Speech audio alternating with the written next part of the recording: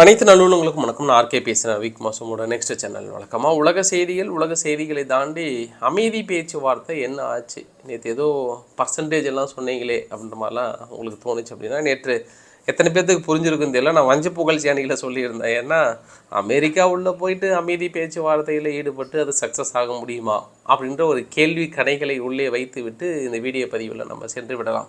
காரணம் நிறைய ட்விஸ்ட்டுங்க, பெரிய அளவுக்கான மாற்றம். அமைதி பேச்சுவார்த்தை ஆல்ரெடி தெரிஞ்சது தான், இருந்தாலும் கிட்டத்தட்ட க்ளோஸ் பண்ணிட்டாங்க அப்படின்னு தான் எனக்குள்ள தோணுது. ஸோ நிறைய அலசி ஆராய வேண்டியது இருக்குது. வீடியோ பதிவுக்குள்ளே போகிறதுக்கு முன்னாடி நீங்கள் நம்ம சேனல் சப்ஸ்கிரைப் பண்ணலாம். சப்ஸ்கிரைப் பண்ணிட்டு வாங்க. மறக்காம பெல் பட்டனை கிளிக் பண்ணி ஆல் ஆப்ஷன்ஸ் கொடுங்க. வீடியோ கொடுக்கலாம்.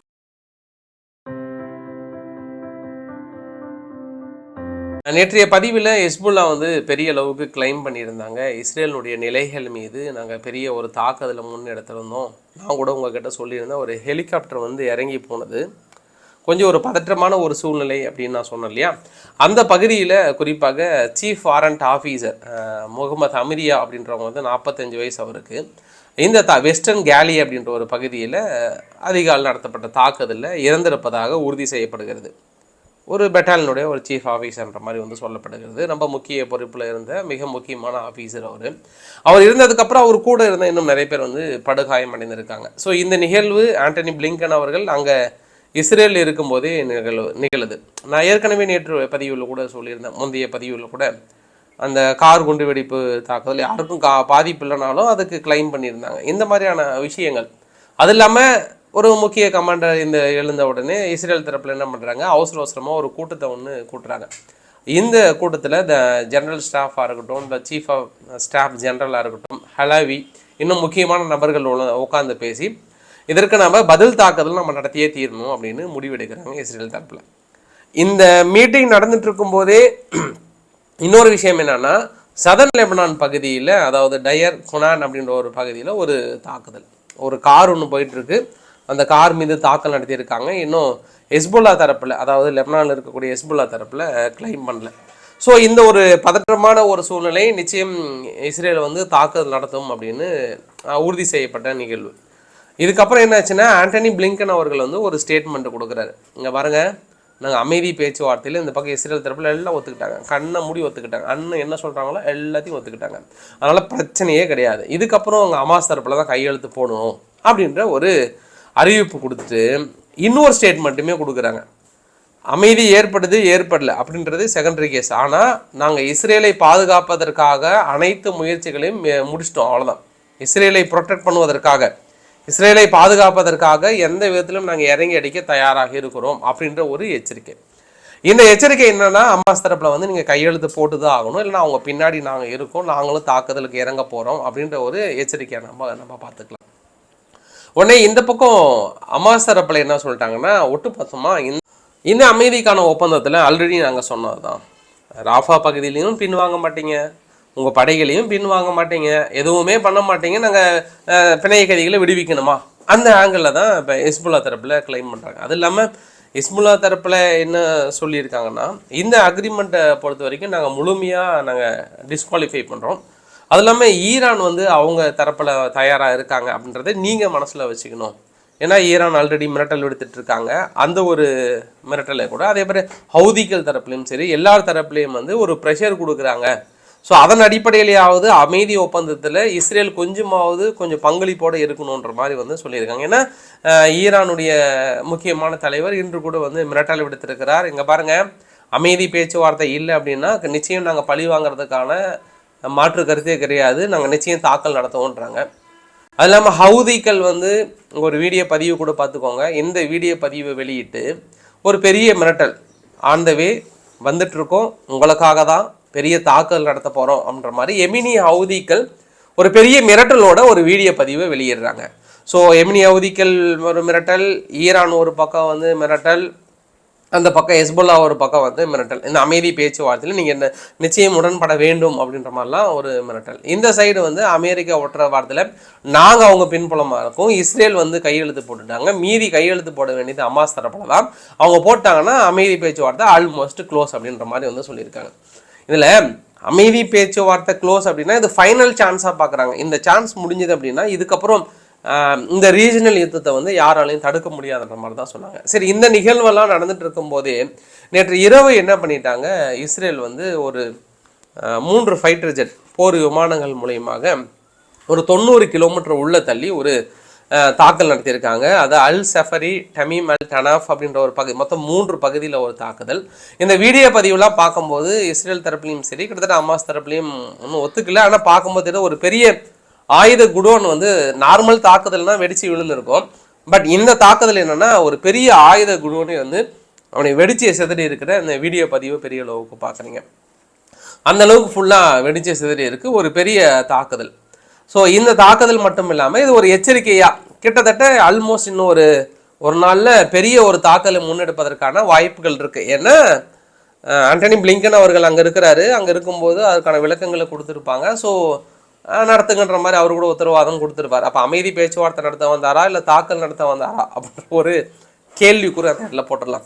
இதில் இன்னொரு விஷயம் என்ன அப்படின்னா, உடனே ஹெஸ்புல்லாவும் கிளைம் பண்ணியிருந்தாங்க, நேற்று நடத்தப்பட்ட தாக்குதலில் நாங்கள் எந்த அளவுக்கு தாக்குதல் நடத்தியிருந்தோம், அதில் அவங்க எந்த அளவுக்கான இழப்புகளை சந்திச்சாங்க, அவங்களோட சர்வேலன்ஸோட எக்யூப்மெண்ட் எல்லாம் எந்த அளவுக்கு காணாமல் போச்சு அப்படின்ற ஒரு வீடியோ பதிவுமே வெளியிட்டிருந்தாங்க. ஸோ பதிலுக்கு பதில் வீடியோ பதிவுகள், தாக்குதல், பட் ஆயுத குடோன்களையும் பெரிய அளவுக்கு நாசம் செய்து விட்டோம் அப்படின்னு இஸ்ரேல் தரப்பில் கிளைம் பண்ணுறாங்க. ஸோ இதுக்கப்புறம் தான் ஹெஸ்புல்லா மீது முழுமையான தனது தாக்குதலை தொடங்க போகிறோம் ஆல்மோஸ்ட் அப்படின்ற மாதிரி தான் எனக்குள்ள தோணுது. ஏன்னா அதுக்கு அமெரிக்க தரப்பில் ஒப்புதல் கொடுக்கப்பட்டதா சொல்கிறாங்க. இப்போ நான் உங்களுக்கு நேற்றைய வீடியோவில் சொல்லும் போது எத்தனை பேர் சீரியஸாக எடுத்துக்கிட்டாங்க, ஓஹோ அது எத்தனை பேர் புரிஞ்சிருக்கும் தெரியல, வஞ்ச புகழ்ச்சி அணியில் அமெரிக்கா உள்ள வந்து அமைதி பேச்சுவார்த்தைகள் நடத்தி என்ன பாஸ் அப்படின்ற மாதிரி தான் வந்து.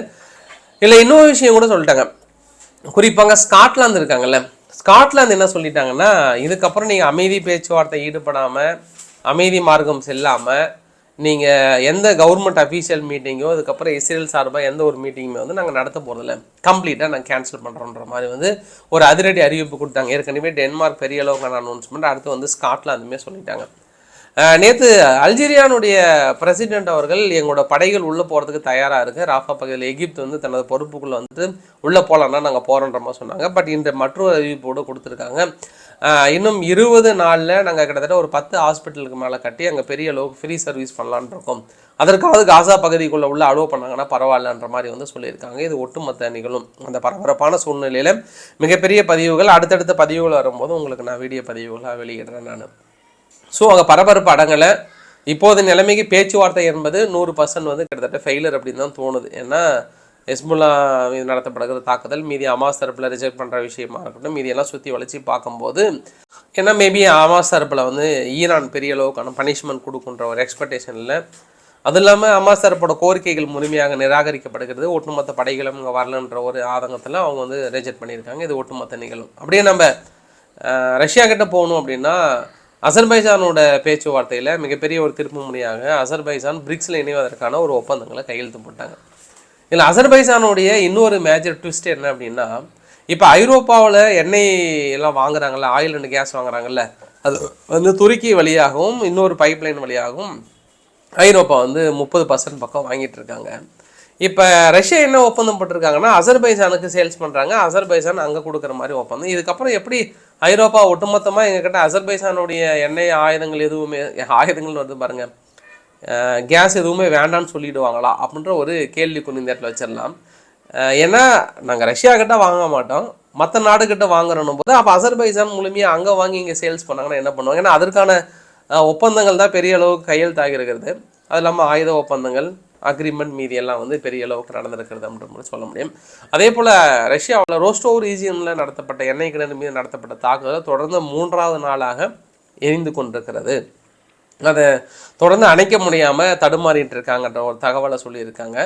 மேலும் அந்த முன்னேற்றங்கள் மீது இருக்கக்கூடிய நிலைகள் என்னன்னா அடுத்த வீடியோ பதிவில் உங்களுக்கு கொஞ்சம் டீட்டெயிலாக சொல்ல விரும்புகிறேன். அதாவது கிரிக்ஸ் ரீஜியனில் எந்த அளவுக்கான முன்னேற்றங்கள் இருக்குன்றது இன்னும் தொடர்ந்து நம்ம அதை பற்றி பேசிகிட்டு இருக்கோம். ஸோ அதனால் ஒரு கேப் விட்டு கொஞ்சம் அடுத்த நான் வீடியோ பதிவில் நான் வெளியேறேன். நான் குறிப்பாக பிரசிடென்ட் புட்டின் அவர்கள் என்ன சொல்லியிருக்காருன்னா, அந்த இந்த கலாச்சாரங்கள், அதாவது எல்ஜிபிடி கலாச்சாரம் மீதி கலாச்சாரம்லாம் பிடிக்காத மக்கள், ஐரோப்பாவில் இருக்கக்கூடிய பிடிக்காத மக்கள்லாம் இங்கே வந்தீங்க அப்படின்னா உங்களுக்கான சிட்டிசன்ஷிப் வழங்கப்படும் அப்படின்ற மாதிரிலாம் வந்து சொல்லியிருக்காங்க. ஸோ போதும், அங்கிருந்து சாத்தானிசம் அப்படின்ற ஒரு வார்த்தையை வந்து பயன்படுத்தியிருக்காங்க. அது சாத்தான்களின் உலகமாக இருக்கிறது, நீங்கள் எந்த பக்கம் வாங்கன்ற மாதிரியான ஒரு கோரிக்கையும், நாங்கள் உங்களுக்கு சிட்டிசன்ஷிப் கொடுக்குறன்றாங்க, நீங்களும் ரஷ்யாவுடைய கொள்கைகள் பிடித்திருந்தால் சென்றால் உங்களுக்கான ரஷ்யா சிட்டிசன்ஷிப் வழங்கப்படும் அப்படின்னு சொல்லியிருக்காங்கப்பா. அதை நோட் திஸ் பாயிண்ட் யுவரான நோட் திஸ் பாயிண்ட். இதில் சொல்லும்போது இந்த கடாபி அவர்கள் மார்ச் 7, 2011 ஒரு வார்த்தை சொன்னார். நீ எங்களை வீழ்த்தப்பட்டீங்க அப்படின்னா ஐரோப்பாவை பார்த்து இதை விட நீங்கள் மோசமான இன்னல்களை சந்திப்பீங்க, குறிப்பாக நேட்டோ நாடுகள். எந்த அளவுக்கு நீங்கள் வீழ்த்தப்பட்டு இந்த சாம்ராஜ்யத்தை ஒழிக்கணும், அந்த சாம்ராஜ்யத்திலிருந்து இருக்கப்படுகிற அகதிகள், பெரிய அளவுக்கு கருப்பின அகதிகளை உங்களால் தடுக்கவே முடியாது, அது நாளைக்கு உங்களுடைய வீழ்ச்சிக்கு ஆரம்பமாகும்னு சொன்னாங்கல்ல. அதெல்லாம் இப்போ எனக்கு நினைவுக்கு வருதுங்க. அந்த அளவுக்கான அகதிகள் உள்ளே வந்துட்டு, அது ஃப்ரான்ஸுக்கு தான் குறிப்பாக எச்சரிக்கை கொடுத்தாங்க. ஃப்ரான்ஸில் இப்போ எந்த அளவுக்கு இருக்குது, சும்மா ஒரு சின்ன விஷயம்னா கூட போதும் பொறி தட்டி பெரிய அளவுக்கான ஒரு கலவர பூமியாக உருவாகி கொண்டிருக்கிறது. ஸோ இதெல்லாம் நினைவுக்கு வருகிறது. அந்த அளவுக்கான அகதிகள் உள்ள வந்து பெரிய நடந்துட்டு தான் இருக்குது. அதை எப்படினாலும் நீங்கள் மேட்ச் பண்ணிக்கலாம். தொடர்ந்து எலன் மஸ்க் அவர்களுக்கு ஐரோப்பாவாக இருக்கட்டும் மற்ற எல்லா நாடுகளும் பெரிய அளவுக்கான எதிர்ப்புகள், குறிப்பாக பிரேசிலில் வந்து கருத்து சுதந்திரம் பாதிக்கப்படும் சொல்லிட்டு தடையை வச்சிருக்கிற இந்த சூழ்நிலையில் ஐரோப்பாவில் இருக்கக்கூடிய ஜார்ஜியா மெலோனி அவர்கள் என்ன சொல்லியிருக்காங்கன்னா, குறிப்பாக இத்தாலியினுடைய பிரைம் மினிஸ்டர், நான் அதை முழுமையாக ஆதரிக்கிறேன், கருத்து சுதந்திரம் என்பது எல்லாரிடத்திலும் தேவைப்படதான், தன்னுடைய கருத்துக்களையும் சித்தாந்தத்தையும் மட்டும் திணிப்பது என்பது தவறு, அதனால் என்னுடைய முழு ஆதரவை பொறுத்த வரைக்கும் எலன் மஸ்க் இருக்குன்னாரு. ஏன்னா சமீபத்தில் தான் எலன் மஸ்க் அவர்கள் ஜார்ஜியா மெலோனியை பார்த்துட்டு ஒரு சில இவி ஃபேக்ட்ரிலாம் நாங்கள் நிறுவுறன்ற மாதிரியான ஒரு அக்ரிமெண்ட்டை போட்டிருந்தாங்க. அந்த அக்ரிமெண்ட் போடும்போது நாங்கள் அவங்களுக்கு துணையாக இருக்கிறோன்ற மாதிரி வந்து சொல்லியிருக்காங்க. ஸோ மற்ற ஐரோப்பிய நாடுகள் அவருக்கு எதிராக தீர்மானங்கள் நிறைவேற்றும் போது நிறைய ஐரோப்பாவில் பெரிய பிரச்சனைகள் வருவதற்கான காரணம் எலன் மஸ்க் தான் ஒரு குற்றச்சாட்டுமே வந்து சுமத்திருந்தாங்க. இதில் யூகேவும் வேறு. யூகே வந்து கிட்டத்தட்ட சிறை கைதிகளை பெரிய அளவுக்கு பிடிச்சி வச்சாங்க. ஆப்ரேஷன் ஏர்லி டவுன் அப்படின்னு சொல்லிட்டு ஒரு ஆப்ரேஷன் அப்படின்னா, இந்த கலவரம் வர்றதுக்கு முன்னாடியே நிறைய கைதிகள்லாம் வந்து அரெஸ்ட் பண்ணாங்கல்ல, அவங்கள எல்லாத்தையும் இன்றைக்கி ரிலீஸ் பண்ணுறாங்க. ஏன்னா வர செப்டம்பர் அக்டோபரில் இன்னும் அதிகமாச்சுன்னா சிறையில் இடம் இல்லை, அதனால் ரிலீஸ் பண்ணுறன்ற ஒரு அடிப்படையில் சொல்கிறாங்க. ஸோ அந்தளவுக்கு உங்கள் போராட்டங்கள் ரொம்ப அதிகமாக இருக்குது. இதுக்கு எல்லாத்துக்கும் வந்து எலன் மஸ்க் தான் காரணன்ற மாதிரி வந்து இன்னொரு ஆங்கிள்லேயே வந்து சொல்லியிருந்தாங்க. ஃபைனலாக அந்த வீடியோட நிறைவு பகுதியில் யூகேனுடைய மிகப்பெரிய ஒரு தொழிலதிபர், யூகேனுடைய பில்கேட்ஸ் அப்படின்னு சொல்கிறாங்க, மைக் லிஞ்ச் அவர்கள், அவங்க 18 வயசு பொண்ணோட சூப்பர் யாச்சர்ன்ற அந்த சொகுசு கப்பல் மாதிரி இருக்கும் இல்லையா, சின்னதாக, அதில் வந்து பயணிச்சிருக்கிறாங்க. திடீர்னு தீப்பற்றி எரிஞ்சிருக்கு. அடுத்தடுத்து அந்த தீப்பற்றி எரிஞ்சதில் மூழ்கிட்டாங்களா என்ன ஆனாங்கன்னு தெரியல, 2 நாளாக காணோம், பயங்கரமாக தேடிட்டு இருக்காங்க. மிகப்பெரிய ஒரு தொழிலதிபர் அவரை சொல்லப்படுகிறது யூகேல. இதில் என்ன ஒரு மேஜர் ட்விஸ்ட் அப்படின்னா, இவர் அமெரிக்கா தொழிலதிபரோடு சேர்ந்து சாம்பர்லின் அப்படின்ற ஒருத்தரோடு சேர்ந்து வியாபார ஒப்பந்தத்தில் ஈடுபட்டு இருக்கும்போது 2 நாளைக்கு முன்னாடி கொஞ்சம் அமெரிக்காவில் ஃப்ராடு கேஸில் ஃபைல் பண்ணுறாங்க. ஒரு கார் ஒன்று ஹிட் ஆகிட்டு அவர் இறந்து போகிறாரு. அவர் இறந்து போன அடுத்த 2ஆவது நாள் இப்படி ஒரு சம்பவம் எங்கேயோ கனெக்ட் பண்ணுறாங்க. ஒருவேளை தொழிலில் ஏதாவது பிரச்சனையா அப்படின்ற மாதிரி வந்து பார்க்குறாங்க. ஸோ நிறைய தகவல்கள் நம்ம அலசி ஆராய வேண்டியது இருக்கிறது. நம்ம மற்ற பதிவில் நம்ம பார்த்துடலாம். எங்கள் தலைவரார் வந்து எட்டி பார்த்துட்டாரு. அதனால் இந்த வீடியோ பதிவை சிறப்பாக நான் முடிச்சிடலாம்னு நினைக்கிறேன். பிடிச்சிருந்தால் லைக் பண்ணுங்கள், உங்கள் ஃப்ரெண்ட்ஸ் ஷேர் பண்ணுங்கள், சப்ஸ்கிரைப் பண்ணுங்கள் ரவிக்குமார் சேனல். நன்றி, வணக்கம். உனக்கு வச்சிரு சாட்சிக்கா, உனக்கு வச்சிரு.